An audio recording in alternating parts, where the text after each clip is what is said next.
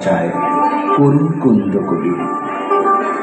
শীতের রথের ঘূর্ণি ধুলিতে গধূলিরে করে ম্লান, তাহারই আড়ালে নবীন কালে কে আসিছে সে কি জানো, বনে বনে তাই আশ্বাসবাণী করে কানে।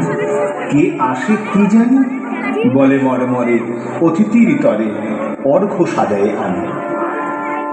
নির্মম শীত তারই আয়োজনে এসেছিল বনপারে,